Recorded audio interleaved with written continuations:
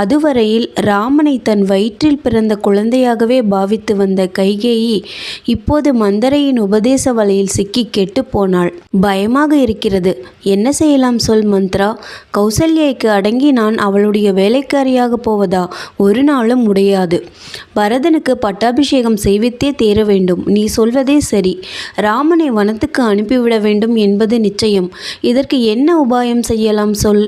நீதான் சாமர்த்தியசாலி என்று மந்தரையை சரணடைந்தாள். அந்த சமயம் கைகேயின் கண்களுக்கு மந்தரையின் கோன் வடிவம் கூட மிக சௌந்தரியமாக காணப்பட்டது. இது வெறும் ஹாஸ்யம் அல்ல, சூட்சுமமான மனத்தத்துவ ரகசியம்.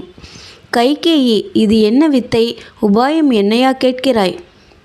உனக்கு ஏன் இவ்வளவு மறதி வந்து மூடிக்கொண்டது? அல்லது வேஷம் போடுகிறாயா? நானே சொல்ல வேண்டுமென்றால் சொல்லுகிறேன் கேள் என்றாள் மந்தரை. இதை சொல்லிவிட்டு கொஞ்சம் நிறுத்தினாள். சொல் சொல். எப்படியாவது பரதனுக்கு பட்டம் சூட்ட வேண்டும். ராமனுக்கு பட்டாபிஷேகம் நடக்காமல் செய்ய வேண்டும் என்றாள் கைகேயி பரபரப்பாக. சொல்லுகிறேன், அவசரப்படாதே. முன்னொரு காலத்தில் உன் புருஷன் தசரத சக்கரவர்த்தி தெற்கே சம்பரனோடு யுத்தம் செய்தது உனக்கு நினைவிருக்கிறதா? நீயும் கூட இருந்தாயே. இந்திரனுக்கு உதவியாக போனான் அல்லவா உன் புருஷன்?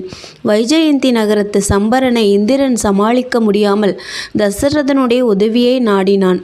தசரதன் சென்று சண்டையிட்டு உடம்பெல்லாம் காயம் பட்டு நினைவிழந்து போனான் அல்லவா?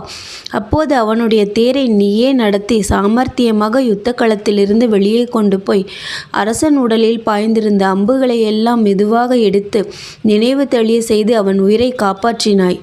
மறந்துவிட்டாயா? அப்போது அவன் உனக்கு என்ன சொன்னான்? 2 வரங்களை கேள், எதை கேட்டாலும் நான் தருவேன் என்று அவன் சொல்ல, எனக்கு வேண்டும் போது கேட்கிறேன், இப்போது வேண்டாம் என்று நீ சொல்ல, அப்படியே என்று அவன் கூறினான் அல்லவா? நீயே எனக்கு இதை சொல்லி இருக்கிறாய். நீ மறந்துவிட்டாய். நான் மறக்கவில்லை. இதை வைத்து இப்போது காரியத்தை சாதிக்கலாம். ராமன் பட்டாபிஷேகத்தை நிறுத்தி பரதனுக்கு பட்டாபிஷேகம் செய் என்று புருஷனை கேள். 2 வரத்தில் முதலாவதாக அதை கேள். 2வதாக ராமனை 14 வருடம் காட்டுக்கு அனுப்பிவிட வேண்டும் என்று கேள். பாபம் என்று தயங்காதே, பயப்பட்டு நடுங்காதே. நான் சொல்வதை கேள். அப்படி ராமனை காட்டுக்கு அனுப்பிவிட்டால்தான் ஜனங்கள் அவனிடம் வைத்திருக்கும் அபார அன்பும் பற்றும் நாளடைவில் மறைந்து போய் உன் குமாரனுடைய யுவராஜ பட்டம் ஊர்ஜிதப்படும்.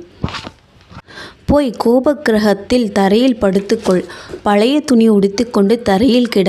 அரசன் வரும்போது பேச வேண்டாம், கண்ணெடுத்து பார்க்க வேண்டாம். உன் துயரத்தை அவன் சகிக்க மாட்டான் என்பது எனக்கு தெரியும். நம்முடைய காரியம் வெற்றியுடன் முடியும் என்றாள் மந்தரை. அரசன் என்னவெல்லாமோ ஆசை காட்டுவான், அதற்கு உட்படாதே. கேட்ட